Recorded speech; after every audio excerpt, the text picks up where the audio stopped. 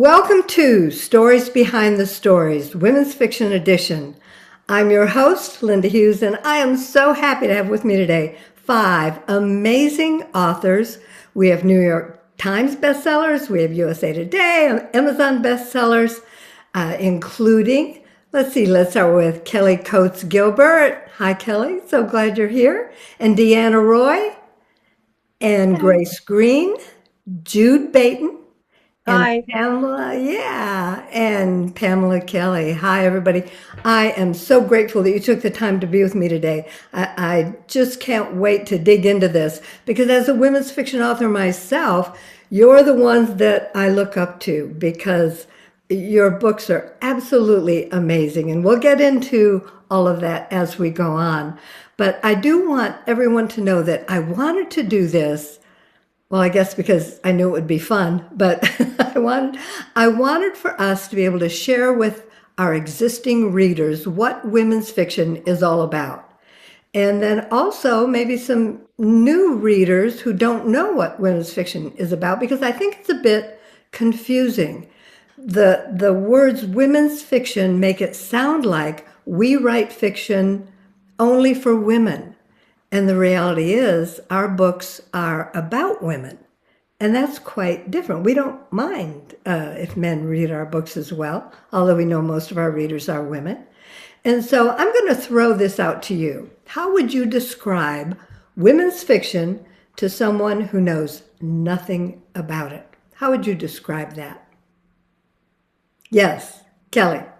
Well, in my mind, women's fiction is all about the emotional journey. And a woman comes into the story one way and she leaves changed. And it's the story elements that change her. And that could be a romantic relationship. It could be broken relationships, adultery, whatever the events are, but they change her. They change who she is, how she thinks about herself, and she leaves a different person. Oh, I love that. And so, Kelly, how many books have you written? Women's fiction books have you written? Do you know? Um, They're on that shelf that Four, I we think. see. Those, huh? Those. Yeah, Grace, 34. I I saw you raise First your hand. five were with a traditional publisher, and then I got really smart and started my own publishing company, like many of these guys, and never looked back. Yeah, very good. And so, Grace, what would you add to that?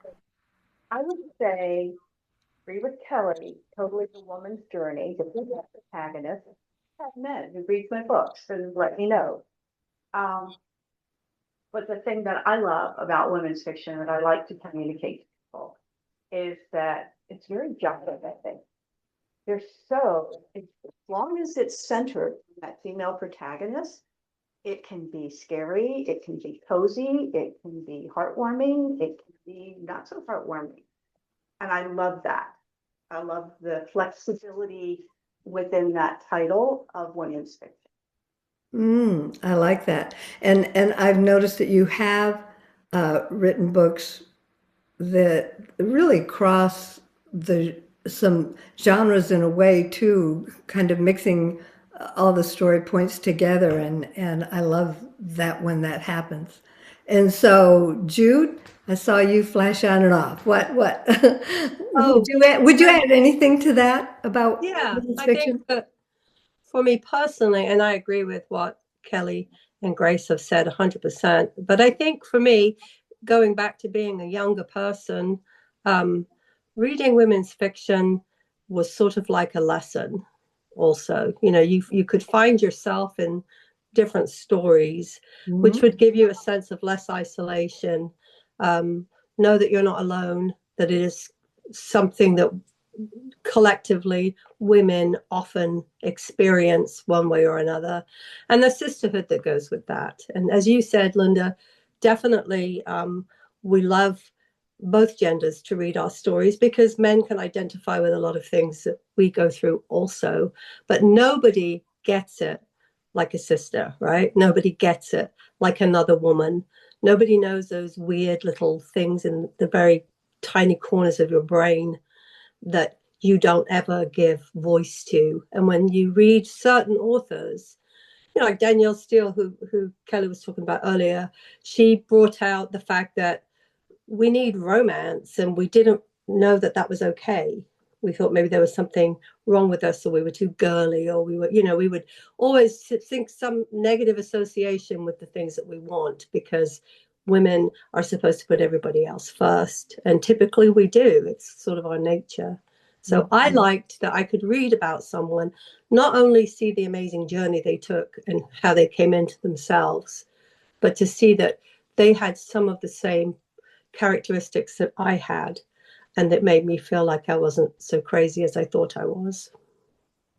Oh, I love that. And that knowing that we're not alone, learning, as you said, is Mhm. like a lesson. Yeah. Learning that we're not alone. We're not the only ones who have these notions in our heads. I love that. Mhm. Pam, what would you add to that? And by the way, I have to tell y'all that I went and looked at the reviews that you have gotten on your books, and the reviews are reiterating some of these very things that you're saying. So, Pam, anything to add to that?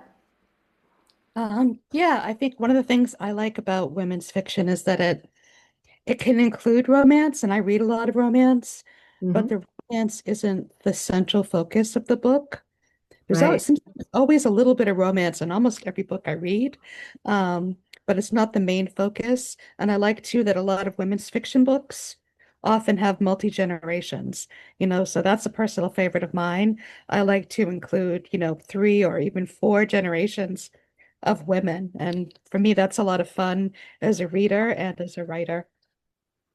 Oh, and there's so much to glean from the multi-generations, from different people from different eras. I think we all do that, don't we? We include family stories of some kind, or friendships, or people of different ages together. Deanna, what would you add? Well, I think for me, I write in a lot of genres. And so when I sit down to write a women's fiction novel as opposed to one of the romantic suspense, my romantic comedies, I'm thinking not so much about the big picture, the big moments in life. I'm thinking about the small everyday things that we do as women, and what makes us walk through them in a certain way. So I'm looking at the little aches, the little joys, the small things that make up the everyday parts of our lives, and that journey that we take as we become who we're going to be throughout, the aging process, from going from a young woman to whatever our life's going to take us. And I don't worry so much that I have a plot that goes a certain way, or big whiz bang banter, or any of that. I'm really taking joy and taking those just a moment to sit in those everyday parts of who we are as women. Oh, I love that. And again, that goes along so beautifully with some of the things in your reviews. So I'm going to read these just in, I mean, there are thousands. You all have together thousands and thousands of reviews, and I did not read all of them, but I certainly read enough. That Kelly, your Maui series, and of course, Maui is important to me because I got married there 38 years ago and have been back a few times. And just over and over, reviewers were saying how much they loved the series. And one said, I could smell and feel the island. I was there. I loved the characters and how they could be any of us. And so putting people into that place with people that they want to know is just such a great thing to do. Grace, I loved this one. One of your main characters is named Kara, and a reviewer said, I think Kara and I have met. I know her in real life. And what a great feeling. I loved it. And Jude, out of all these hundreds of reviews that are long and descriptive, and oh my gosh, it was great, and there was this, and there was this, and there was this, I love the one that just said, awesome. It's a one word. That was awesome. I love that one. And then Pam, Pam, your Nantucket series. And again, thousands of reviews where people just love your stories, and your characters resonate with them. And one person said, this is a sweet story about the support of family and friends. You can picture yourself being there. I was there. Isn't that lovely? It's just, but again, that same feeling came out over and over. And Deanna, this one. If this book does not make you feel everything, there is no hope for you. Isn't that great? I love that. So tell me a little bit. I'd like to hear from each of you. Anybody can start, but tell me a little bit about one of your favorite characters to write and why that is one of your favorite characters. What resonates with you as you were writing that character? I'll start. Yeah. I have written mothers, sisters, friends, 32 books. I've got a lot of different character amalgamations, but I think my favorite is the mother character, the one who doesn't just try to balance her own needs, her own things, but she's got her family. And all of that impacts her in a big way. And I mean, I love family dramas. I've started to write them, and we all live in families we love them dearly, but there's conflict and misunderstanding and, kids make poor choices and Oh yeah.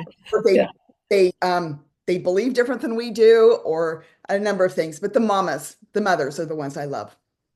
You're just reminding me, did anybody see the recent Michelle Pfeiffer show on TV? It drove me crazy because I love her. But it was about her rebelling against her family because they didn't appreciate her.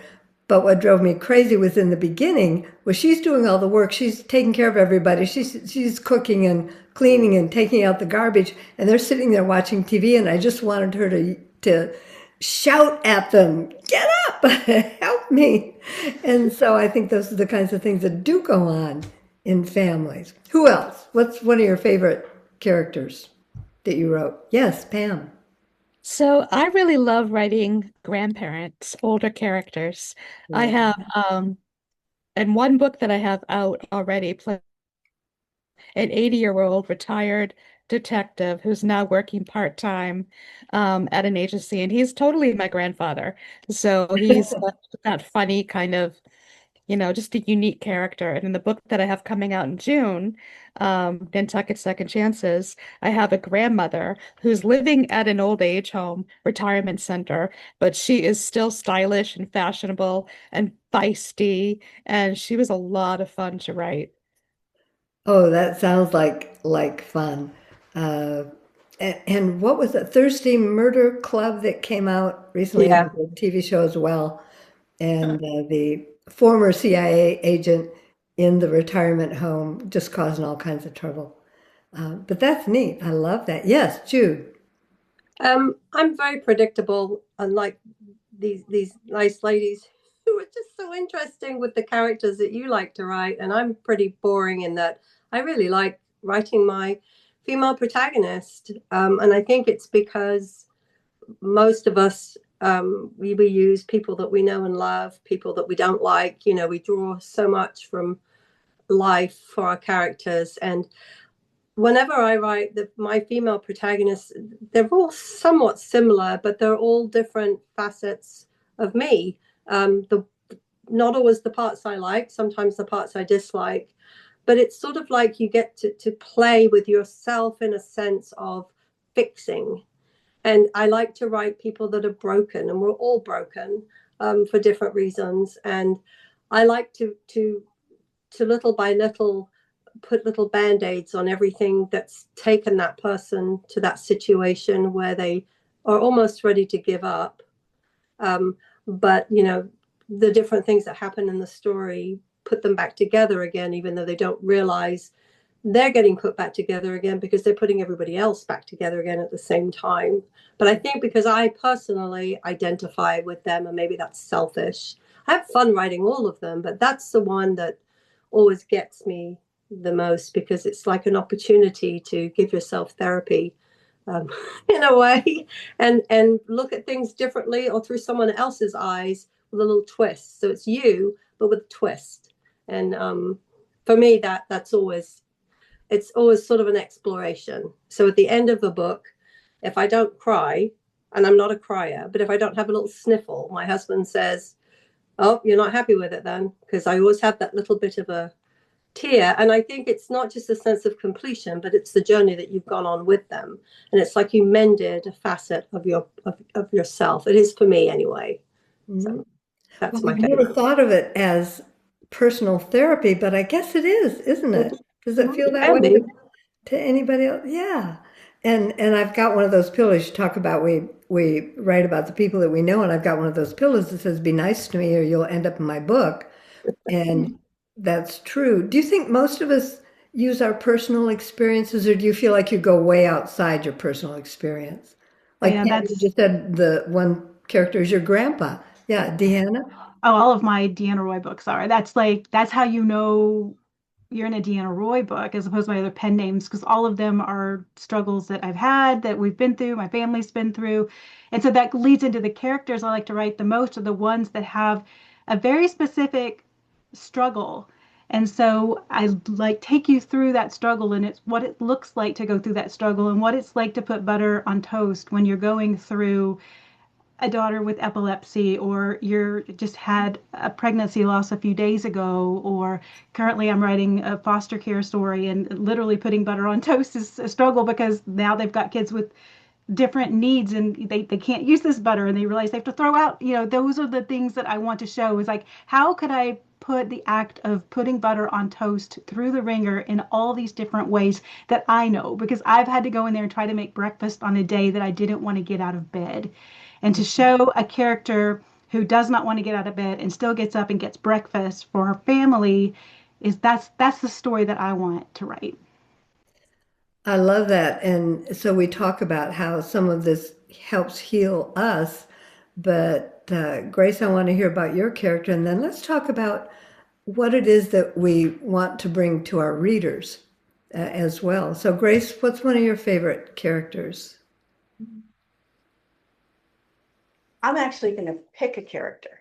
Okay. Okay, And that good. would be Lillian Moore in A Barefoot Tide.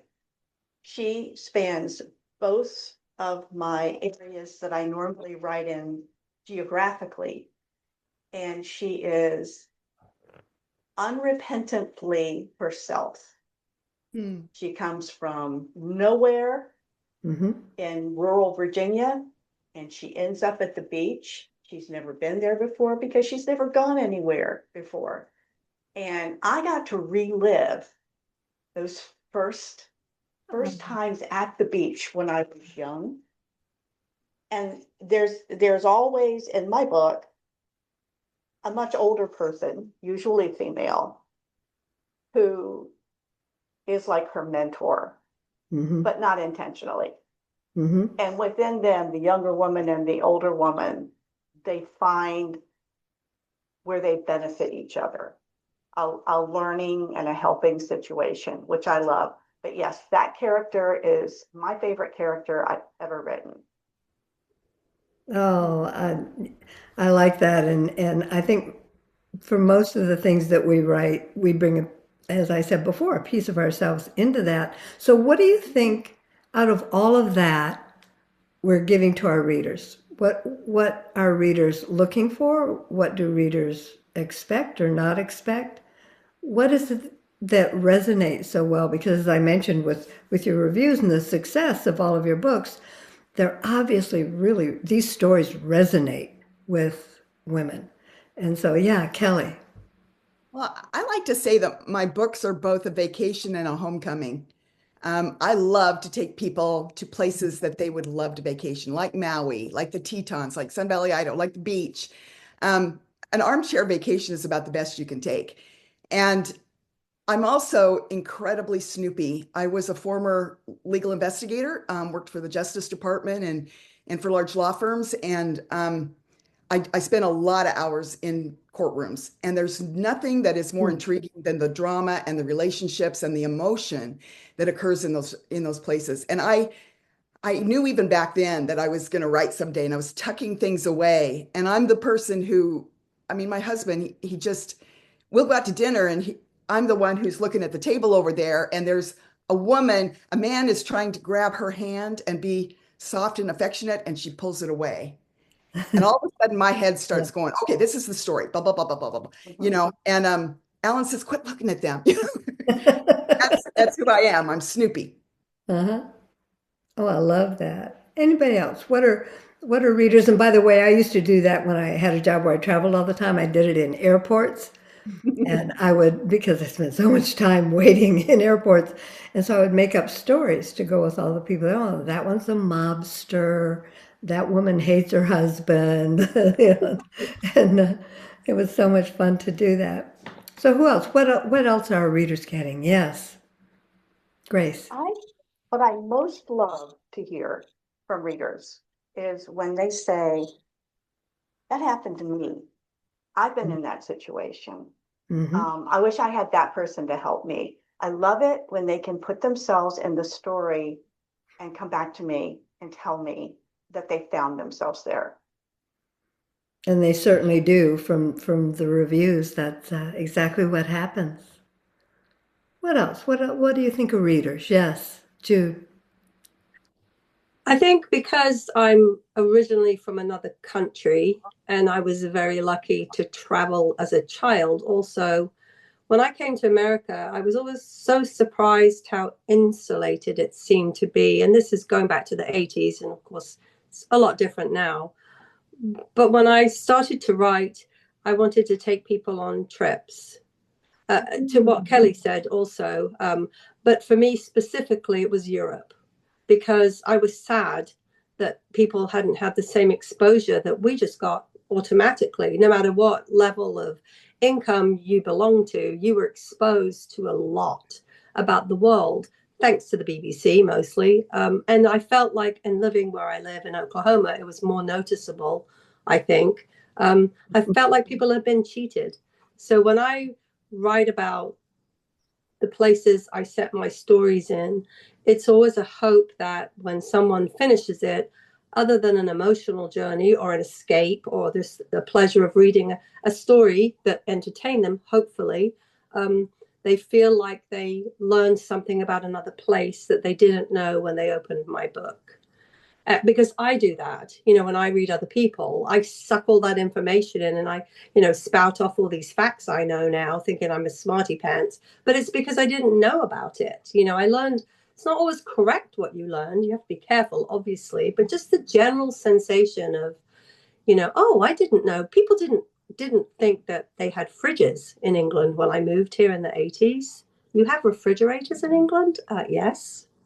They just thought that I don't know what they thought, but to me, that's the experience. If they can get something emotionally, have an escape, but also to have something in their head that wasn't there before they opened it, and then have an interest in something, and maybe go read somebody else's book set in a similar location.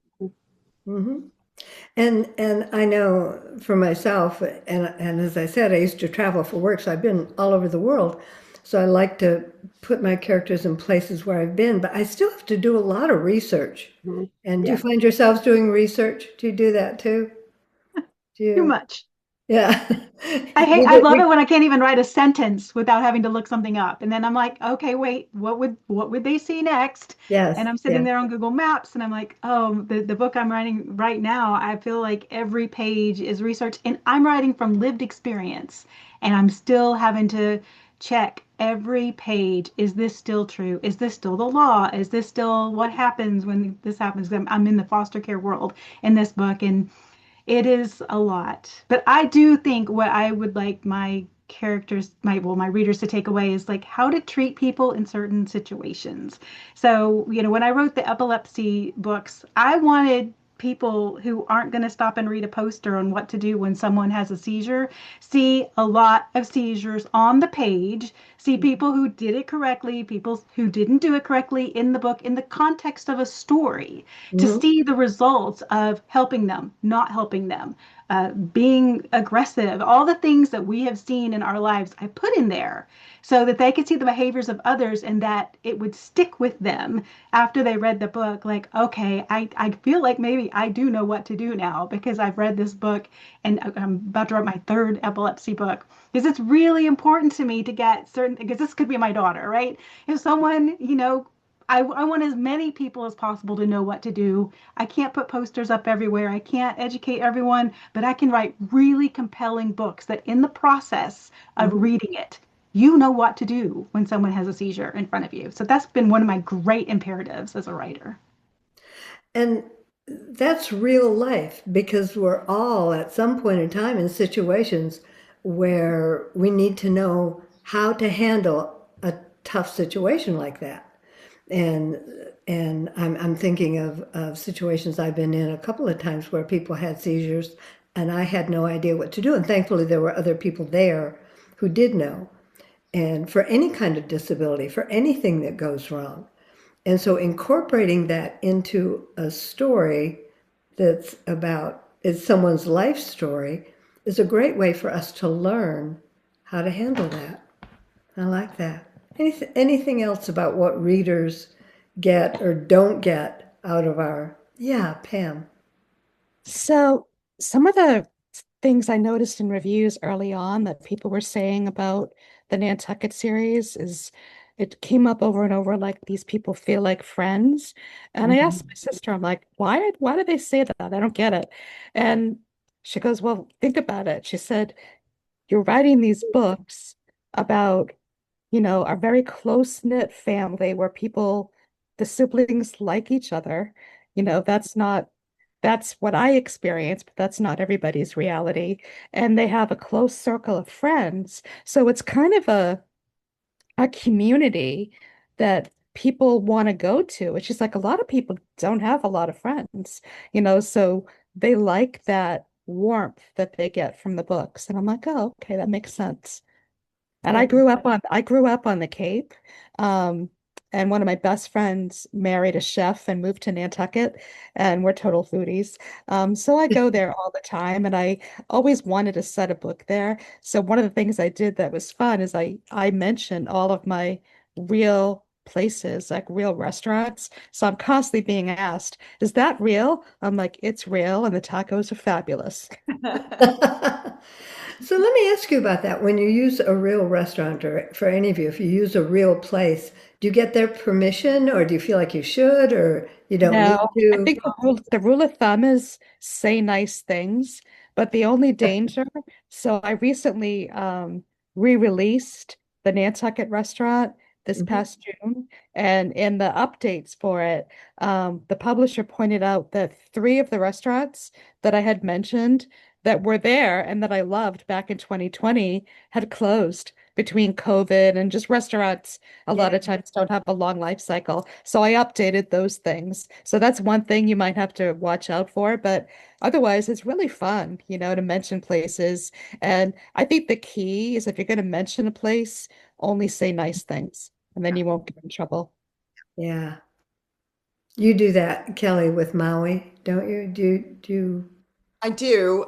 Sometimes I name it different, but one of the things that is so fun is when you do research, especially when you get to go to Maui. But I visited, my family lives on a pineapple plantation.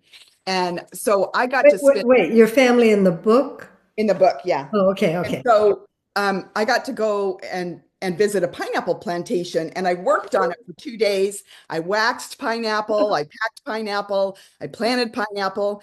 And so, Deanna was talking about authenticity and trying to, research and make sure that the details are accurate and that they mean something. And so that's a lot of fun. And I know, so many of these girls I was fanning before I met them as friends. And I these are the books I've read and are on my shelf. Mhm.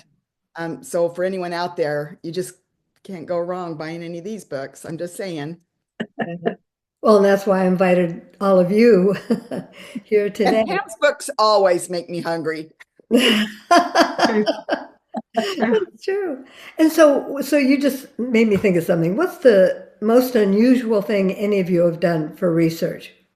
Kelly worked on a pineapple plantation. What have you? Oh, Deanna, you're laughing. I don't know if I should What did say you this. do? Well, in one of my books, the characters are going up the ladder to a water tower in a small town and end up doing things that they probably should not be doing on a ladder. I started wondering, is this possible?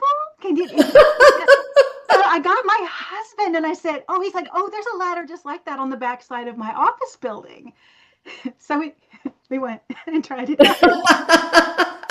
You win. You win. Yeah. So much harder than we thought. I was like, I don't have the arm strength for this. So you had to give your character some arm strength to do it. Huh? Oh my goodness. Oh my gosh, you win. Yeah. I don't think anybody can beat that. I can't beat that. Mhm. Anybody else? What? Yeah, look, everybody's going no. Well, we've Oh, been I love you all the more, Deanna. yeah. I mean, oh well. So we've been talking about all these books. Do y'all have a book on hand you can show us? Show us what they look like? Do you have one you can just show us the picture of it? This Love and It's focusing. Where We Belong. And what's the name of yours, Grace? A barefoot time. I don't think it's focusing. A Barefoot Tide, Witness Protection, Nantucket Inn. Excellent. And Pam, that's a new cover for Nantucket Inn, right? It's been reissued. Yeah, so it's publishing. You can get the ebook now and the audio, but the new paperback version is releasing February 3rd. The book is the same, it's just a new cover. Yeah. I like the old cover and I like the new cover. That's great.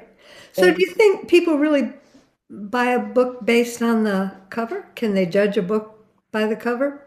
I think it gets their attention to then pick it up and look at the blurb and maybe read a page or two. But yeah, I think so.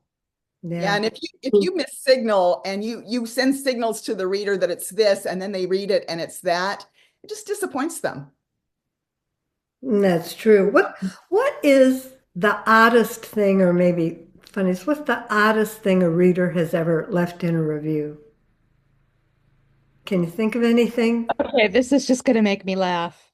Um, when I released the restaurant, I just thought it was so funny. Keep in mind, I grew up on the Cape. I grew up working in restaurants. Um, and somebody posted, because I put like a little recipe in the book that you like all the stuffings, the best stuffings I've made with Ritz crackers. And they just shredded me. They're like, no chef would ever use Ritz crackers to make in a restaurant. I'm like, oh, come to Cape Cod. That's cute. Anybody else do anything strange or insulting or whatever? Yeah, Jude. I didn't have anybody do this in a review, but early on I went and joined a very small group where we would try to critique each other. You know, we were all fledgling writers, and the lady that ran it was not a particularly favorite of mine because for some reason, you know how you meet people sometimes and you just look at them and you know they don't like you. You don't really know why they don't like you, but she didn't like me, and I have no idea. I didn't know her well enough to have done anything awful to her. If I had, I That's always a good character for a book. But anyway, yeah.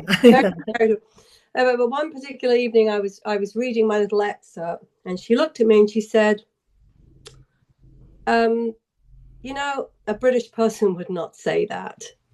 And I looked at her like, "What?" She's Oh dear. "Oh, you're from New York and I'm from England. I think I might be the expert on that one." That was just the oddest thing, and I bit my tongue because I didn't want to be disrespectful, but at the same time, that was enough for me to know I'm probably in the wrong group. Yeah. And I did, and so we started another group, and everybody that was in that group came to it. So it turned out I wasn't the only person that had been a bit of a target, but that was the weirdest thing anybody ever said to me about my writing. That is weird. And I have heard other authors talk about that in terms of reviews too, where they'll have a person that has a certain accent and they'll Mhm. write it correctly so that has the character has the accent or is thinks a certain way. And there will be people who'll say, you needed to correct that. They just don't get with the flow of Yeah. what is happening with the characters there. Anybody else? Anything unusual that a reviewer has said? Or do you not read? Let me ask you this. Do you read your reviews? Everyone. Do you really? Because you have thousands. I mean, some of you have thousands of reviews. Yes, Grace. The very first release was Beach Rental.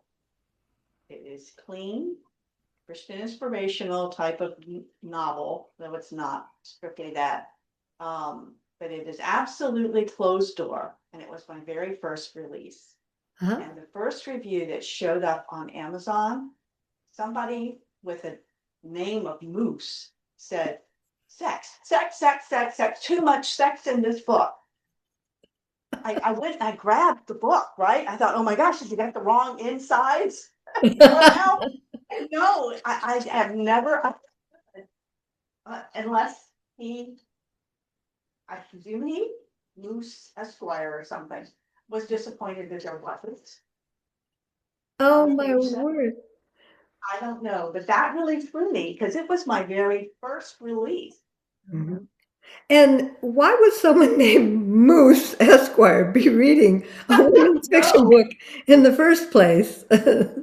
That's I crazy. decided to walk away and let that be a mystery. Yeah. And we can only hope that readers, and I think they do, people who read our books are smart enough to know that there are always trolls out there. There's always somebody who is unhappy with everything on earth, and they're going to be unhappy with your book. And that always happens. Yes, It Linda, happens. I think we trigger people unintentionally too. They may have something in their background that would not generally be considered like a trigger.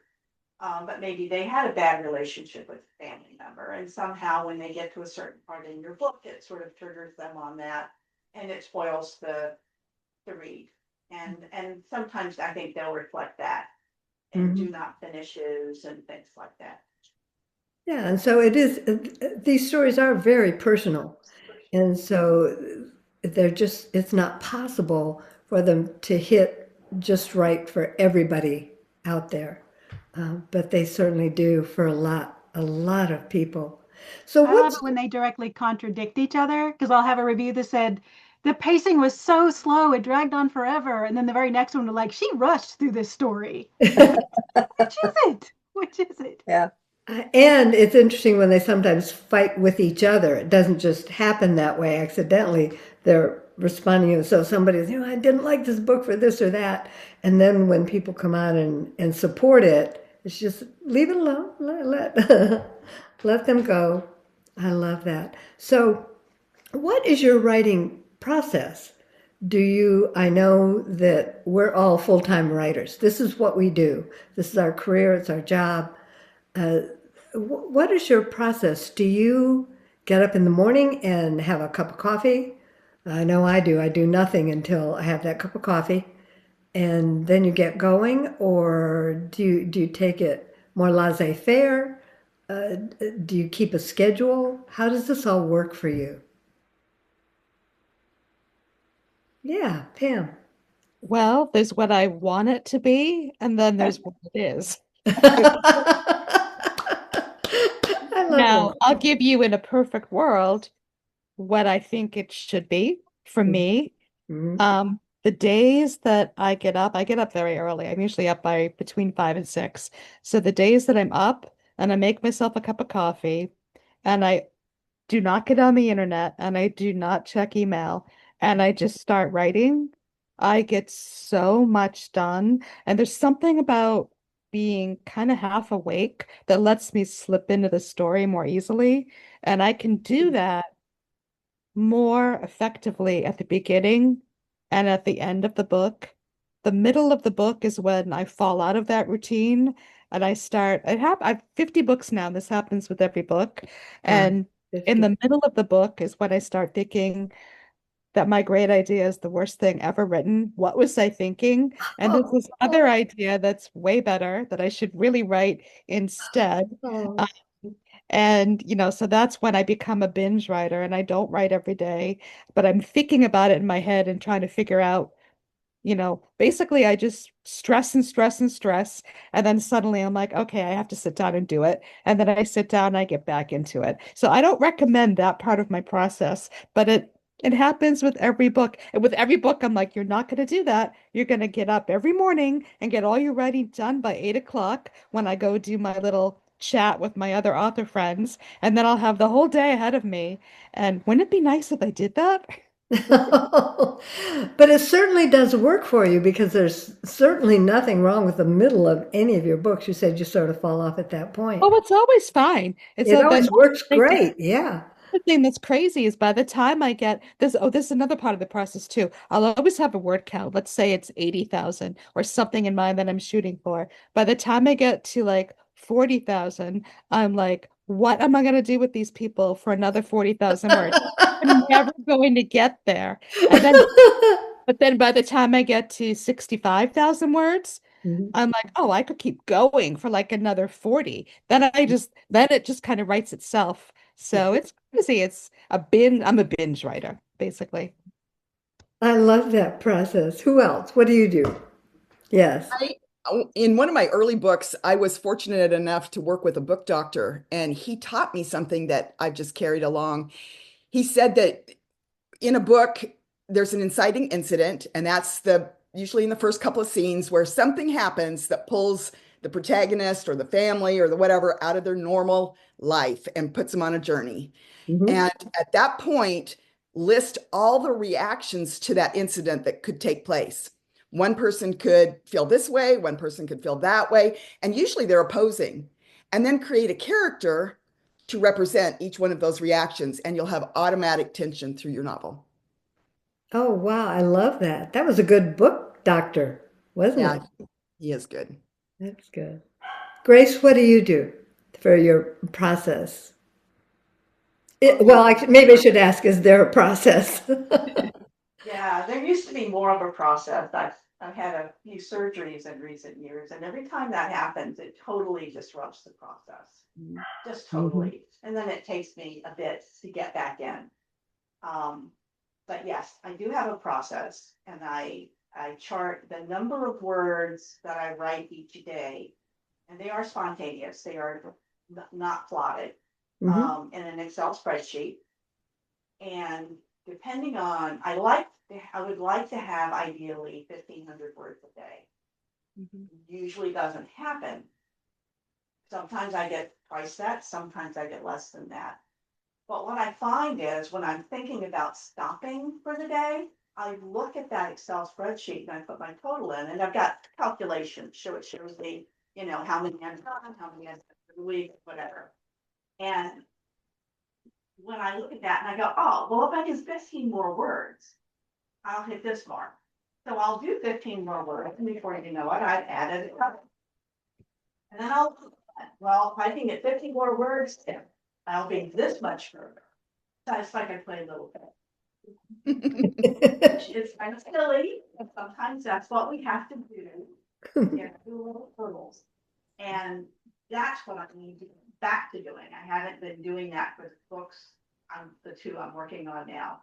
And Mhm. so I need to get back into that. But I'm trying to that process. But now I am a one gallbladder less, and that's the only one I had. So gone. Oh, well, I'm glad you're okay. And getting I'm back to your fine. process, your process sounds a little bit like a game. You're playing a game with yourself, If I Yeah, get trying here, to And I be have to say that focused. Grace's process works. Her books are lovely.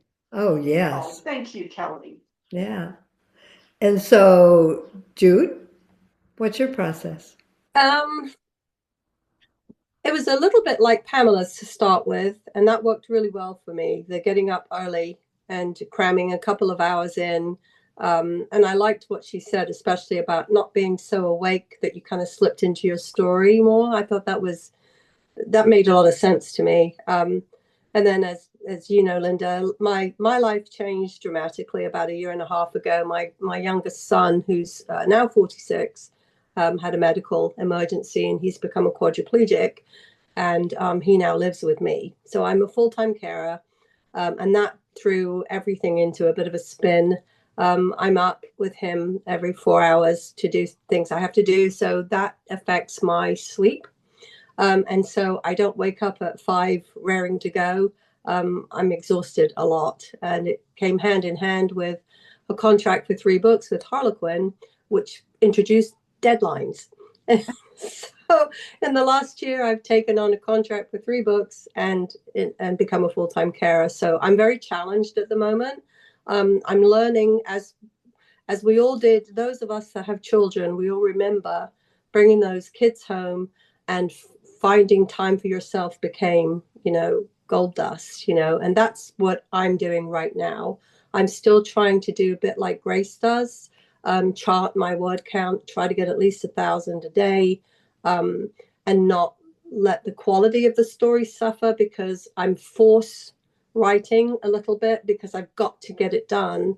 And I worry that I'll lose my voice in there, my style, whatever you want to call it. So I'm going through a learning process, but I'm determined to prove that I can do many things simultaneously, and it can be done. And I've waited until being in my 60s to become a published writer. So I'm damned if I'm going to give it up at this point. And I haven't even told Harlequin that I'm in this situation because I didn't want to. I feel like that. I mean, I'm sharing it with you, and obviously people that watch this podcast. But it's not a badge. It's I'm a mother, and my son comes first in this situation. But I really don't want to sacrifice the love of writing. And I know that with work, I'll find the right balance, as we all have, with all the hats that we've worn in our lifetime. There's part of me that would like to write about this experience in so much as it might help as to what we were saying earlier, whether it was fictional or nonfiction. But I'm still currently trying to get used to the life of it, and writing about it to me would be almost a double whammy. I'd rather just escape in a book than just document what's going on with us, so to speak, because it is massively life-changing. So my process is getting there. And I've hit 2 of my 3 deadlines, so I'm doing something right. You are. You are. And the way you've met this challenge is so amazing. And it strikes me that as writers, we really do have some flexibility that a lot of people would never have. Yes, And definitely. so being able to figure out how to develop a new process in your life is just something that not everyone with their profession is able to do. Yeah, that's very true. So I'm so glad you have the writing and that you're working that out. Thank you. What a challenge. Mm-hmm. Deanna, I saw you nodding when Oh, I was just thinking of Jude's story, and I'm like, oh my gosh, yeah, I agree. I've written, I think, gosh, I've written a kids book about epilepsy, not kids, I guess a middle grade book about epilepsy, and then adult books too. But when my daughter was at the worst, there was no way I put that story down. There was no way I could write about it because just to open the book and see the word, you're just in it and you're a mess. There was some people can write their way out of hard things. And I might could journal my way out. Back in the day, I used to journal, but now I feel like all my words go into my novels. I don't know if you find that. Yeah. But Yeah, I used to same thing. blog too. I can't blog anymore because I feel like, oh no, I should be writing posts. I should be doing marketing, So that kind of writing I don't do. But yeah, I cannot write my way out of it when I'm in it. So I would be the same as you. Right now, I can write my foster care book because we're in a good place. Mm-hmm. So I'm able to look back and go, okay, well, I'm still in the system and I've still got all the things around me and all those resources, right? Because I have people who come to my house constantly still. And I can ask them like, hey, is this true? I can still write it, but if I'm in a hard place, that's going to be for me to process and write about later. Yeah. Mm. What about you, Linda? What's your process? Oh, whoa, I need a process, huh?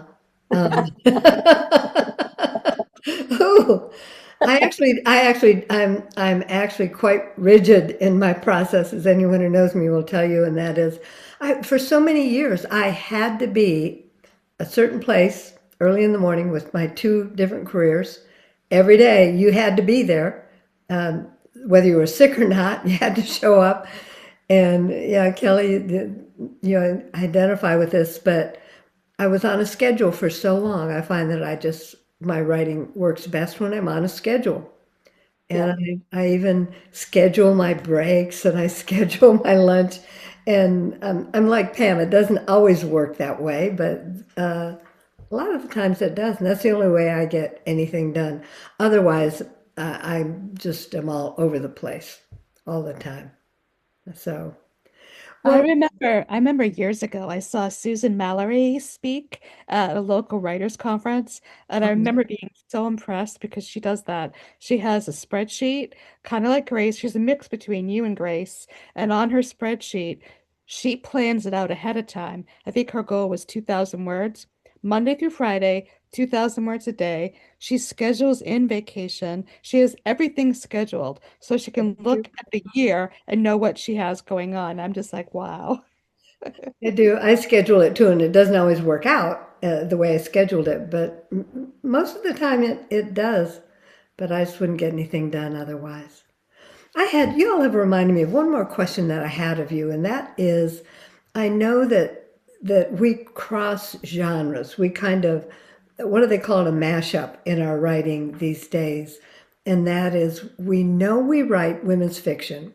We write stories that are about a woman's journey through life, and she changes throughout the process of the story. And yet, when I look at all of your books and even my own books and look at the categories that they're listed under on Amazon, very seldom are they listed under women's fiction. And so it could be family saga, it could be romantic suspense, it could be a number of different things. And so I'm wondering about whether you purposely know that you're mixing genres or if it just happens naturally as you write your stories. And what I'm finding in a lot of things that I'm reading right now is that that's really popular with readers, not authors, is that they want stories that are a blend of what we would normally call different genres. Are you doing that purposely, or does that just naturally happen in our I think stories? that naturally happens with women's fiction because so many women's fiction covers so many different things. Yes, it does, doesn't it? Right? That's the joy of it. We can go where we want. Of course, sometimes some of the other authors, I don't know, they might have also experienced that, where they write a book that's a little outside of even that experience, where it's more. And I've got a couple of those that I haven't published just because I don't know how they work with branding. Um, Yes. even though women's fiction is flexible, Mm-hmm. don't know how flexible some of those boundaries are. Do you find it almost unfortunate that we have to worry about branding?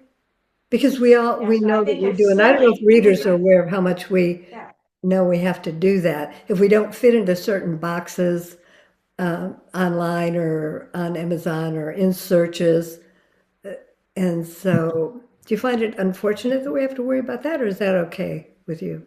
no, I think that that's the limitations we put on ourselves.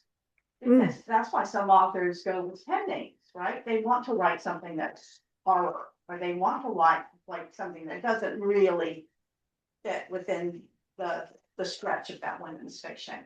Um, so when we don't publish it, that's like our own insecurity.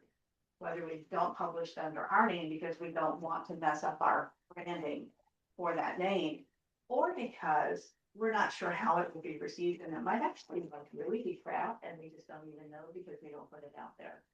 And I know I can't be the only person who does that. so, yeah, that's true. That's true. Yeah, I think about that all the time. Is should I be using pen names, or do I see something that another writer does and it crosses my mind? Maybe she should have done that in a pen name. So let's talk about your pen names. I know that some of you write under different names. Grace, you're just Grace Green, not just Grace Green, but I couldn't Grace. manage more than one of me. One is wonderful. And so, Kelly, do you have any pen names? You No, don't? I stay with Kelly Coates Gilbert, my women's fiction. The only deviation that I have done is over the last years, I've moved from single protagonist to primarily large cast character novels with like family sagas. And if people love, oh, my all-time favorite television show is Parenthood. So if you love Parenthood or This Is Us or those big family and there's all this stuff and it's kind of episodic. So Yeah, I've moved, but I've moved under my name and I've moved slowly so my readers could signal me if they just didn't want me going there. But thankfully, they do. they have the pom-poms out. So yay. Yeah, they sure do. They do. Deanna, you have a pen name. I have four active pen names, and Whoa. they're behind me is the yeah, the debris of pen names I have left behind. Yeah, I'm very big on branding. I taught workshops on branding, so yeah, you can see even in my roots, you see the pickle side, and then you see the pink side, so you can even see that behind me. There's like a very specific branding. You should be able to glance right there and you see how different the books are. Which ones are going to be softer and gentler, and which ones are going to be sillier and funnier. Yeah. Because my biggest branding divide, though, is whether I write something that's closed door or whether I write something that's open door. Because that seems to be a dividing line that a lot of people don't like to cross. And while the steamy people will read the closed door things, not it's not in big numbers. So but my closed door readers, they really don't want to be surprised by, oh, we're going to go there for 20, 30 pages, Deanna, really? Yeah. So that's my You're going to big. climb that ladder? Yeah. Well, truly, my favorite review of all time was for my JJ Knight pen name, where someone said they just did unsanitary things on a deli counter. I used that one in an ad for a very long time. She was like, 1 star. And I'm like, ew. But that's a dividing line, right? Because like when we're gonna read This Love, that there's this is all closed door. This is about the struggle of the people and the things they're going through and putting the butter on toast, like I talked about. Yeah. Well, I mean, there's things getting buttered in the other books, but it's very, very different. And I want that So, line to be there. so tell us what your pen names all are, the four So of them. JJ Knight writes romantic comedy, and that's probably my most active pen name. JJ Knight is both traditional and independently published, and I've also sold like tons of rights. That's a big pen name for me right now. Deanna Roy is, of course, where I started. That's my name, and all the books by Deanna are women's fiction, and there's some like new adult romance in there. It's still very issue-driven stuff, but it's just a little more romancy. Abby Tyler is where I went completely closed door. That small town, two little old ladies are matchmakers in the town, and they open every book and they decide who they're going to put together, and it's just sweet and cozy. And then I have a romantic suspense pen name, Annie Winters, which I write with my husband, or I did before we were foster parents. We wrote a whole series where he did the car crashes and the shoot 'em ups, and I did the love scenes and the steam and stuff. So those are the four, and they're very, very distinct. They all look very different. If you run across them in the wild, you should know what you're getting. That absolutely blows me away. That's amazing. I have a hard enough time keeping track of one. That is really great. So you're really a master at branding. Is But it is fun. I mean, to me, I don't ever get bored with one thing. So I have 70 books, but I also don't overwhelm either a reader or the algorithms with having too many books. Like what should the algorithm recommend? What should you recommend to somebody if you're talking about me? It just kind of keeps things in like neater little packages. But there is more work, absolutely. I mean, there's Instagrams for the different ones. There's the Facebook pages for the different ones. So there is a whole lot more to it. I don't even know how you do it. So congratulations for Full-time getting that. job. Yeah. Well, Pam, I don't think you have do you have a pen name? I don't think so. But you write, haven't you switched to writing in a little bit different genre? So this is my main pen name. I used, I have one that's not active, but I used to write sweet historical romance Mm. about 10 years ago under the name Ashley Merrick. Um, I don't write those anymore, but I still like historical. So I have written a couple of books that are not straight out of this brand under Pamela Kelly. I did Gilded Girl a couple years ago, and Mhm. that's set in the Gilded Age era. And that was so much fun to write. That also took talk about research, that took me probably 3 years to write that book because I wrote it like on the side, kind of off and on, and did my research. And then I I did loved it. Yeah. 4 years. The years go by way too fast too. So 4 years ago, I did a mystery. Because I did my first book I actually wrote was a mystery that was Trust, and then I did Motive, and then I switched to romance, and then I never went back. So I've been itching to write. I read a ton of mystery and psychological thrillers, and I've been dying to write one. So I did women's fiction mystery. So it's a mystery, but it has the same feel as my books. And it has, like I said, the 80-year-old character, a mother and a daughter, and they run an agency here in Plymouth. So the one thing I learned that was so fun is I had never set a book actually in my hometown before. And when I published that book, suddenly I had all of these local places reaching out to me. Oh, would you like to come talk to the library? Would you like to come talk to this ladies group? Oh, it's the newspaper. Can we do a little article on you? I'm like, oh, okay. And no one had ever bothered, no one had ever asked me to do anything before I wrote the mystery. And some of my readers made the transition to read the historical. Some of them did it kicking and screaming.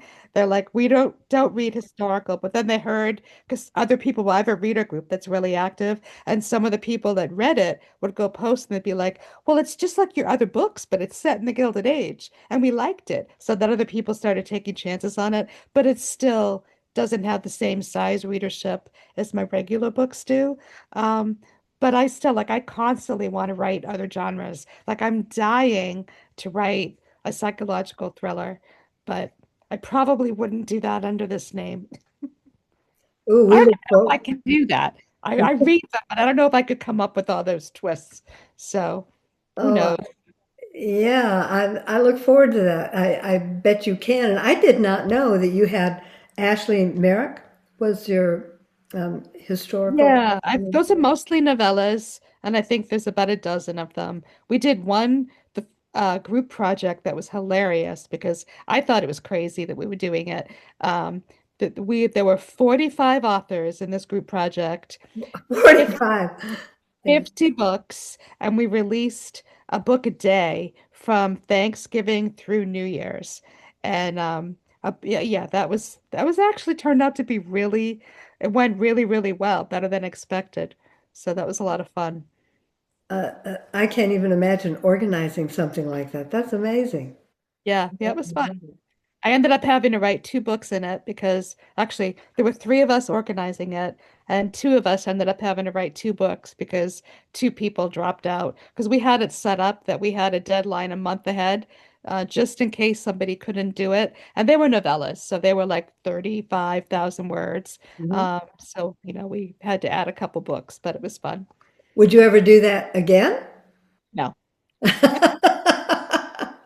So, been there, done that, not doing it again. exactly. It was fun though. Absolutely. I love that idea though. And Jude, I know you have a pen name because I just learned this yesterday. You have a launch today, right? Am I right? I do, yeah. My first book with Harlequin comes out today, which is kind of bizarre, and we have nothing planned. There's a lot of snow here, not going anywhere. And I woke up and had a moment of downturned mouth at 4 o'clock this morning and went, "It's just another day." But it is just another day. But it's an exciting day. I'm well excited to And read. the name of that book is again. Witness Protector, and it's a Harlequin romantic suspense. My first venture in that genre. I prefer to write historical mysteries mainly. They kind of fall into the women's fiction because of all the things that we've talked about, but that's my leaning. I've always been a huge Victoria Holt, Daphne du Maurier, Phyllis Whitney. Those are my go-tos. Yeah. And I've got I think I have 7 books there. They're called the Secret Series, that are out there. And when I started to write, my name is quite long because I remarried at 50. My name is Deborah Judith with an E Bayton. That's my name. And then I married a man with the last name Fitzsimmons. and I didn't want to lose my name. This is before I had a book. I wanted to keep my family name. It was important to me. I have two children, two adult children who have that name, and I didn't want to give it up. And so my name is Deborah Judith Baton Fitzsimmons, which is actually longer than the alphabet, which is ridiculous. And so when I started, when I had the opportunity to start the writing career, I decided to take my middle name and my maiden name and make that my pen name because it still felt authentic. And my dad had screwed up on my birth certificate and written Judith with an E, Judeth, instead of I. So, and I've always loved, Hey Jude. Who doesn't love Hey Jude? It's a cool name. And I thought, that's what I'm going to. So that's what I started with along my journey. At some point, one of the editors I worked with had a kind of like Pamela, not as massive as a project, but she started a project where every Friday the 13th, they released an anthology of stories that were all set Friday the 13th, 13 authors. We had to have certain things that we had in common, that the murder had to happen on Friday the 13th. Anyway, I decided I'd become Jude Hitchcock. In my head, I was anyway, and I wanted to write psychological thriller. These were novellas, and I decided I needed another name for that. So I also have a name that's DJ, my initials, Fitzsimmons. And those are what I attributed to those stories because they're dark and there's language. There's not really sex in them, but it's, they're totally different. It couldn't be further apart. So those are my two pen names. I dropped doing the short stories because I just didn't have enough time because they keep doing every Friday the 13th they release another one, and I think I did 3 of them, and then I had to withdraw because of time constraints, and I wanted to focus on my other genres. So currently historical mysteries, contemporary romantic suspense, and a few psychological twisty things. And Deanna, wish I knew what you did about branding. Yeah. I'm very impressed with your whole setup. That's wonderful. And I noticed it right away. But all of these stories that you're mentioning, because I've read your historical romance or mystery, I'm sorry, your historical mystery. And I said romance because it really is a woman's journey story. And so the women's fiction is still embedded, I think, in everything that we do. And congratulations on your launch today. Thank you. I appreciate it. I wish I could send you a cake or something. Oh, no, it's good. I feel very fortunate. Yesterday I spent the day forgetting I was 66 and I lost a year and I was 65 again. So I had a Oh my goodness, that's great. And you're stuck in the same snowstorm that I am. So I know you're probably not going to go anywhere to celebrate. I've got lots of chocolate. Let us celebrate. So I'm good. I'm good. Jude, do you have a physical copy you can hold up? And sometimes they don't get here in time. So is the one she showed us. Yeah. With them, they they pretty much decide the title. Really, you don't have that much. And it was actually called In Pursuit, is what I called it, because that's what the story's about. Somebody that's being sought after. Probably not my heart's work, like the historical stuff. It doesn't come as easy to me. But I was just thrilled that they wanted anything to do with me because it's hard to get noticed. And starting at such a late age, you almost need that validation. I certainly do. And now that life has become very small, I'm not shooting off places like I used to. I'm starting to look inside a little bit and get a bit wobbly. Why am I doing that? You start going through those inadequacies that you feel about yourself. So this was wonderful to be included in this today because it's an exciting day for me, and this is how I'm celebrating right here, being amongst not just sisters, but people that love doing exactly what I love doing. That's the best. And it also encourages me because look at what you've done. My goodness, you guys have got a massive body of work out there. It's phenomenal. And you inspire me. So thank you. Well, and I thank you, and I thank you all for being here because you're all an inspiration to me as well. And so, is there anything as we wrap up here? Is there any final word you would want to leave with readers of women's fiction? Ah, thoughtful, huh? Yeah. Make the time. Make the time for yourself Yeah. to find something to read, and go find a little quiet nook and some chocolate and a hot drink and a blankie, and forget about everything that you do for everybody else and just think about yourself. It's like getting a brain massage. Oh, I love yeah. Right? That was Isn't quite good. I should write that down. That needs to go in a book. It Yeah. is. It's a brain massage, and it's so personal when you read. It's so personal. I think everybody should do that at least once.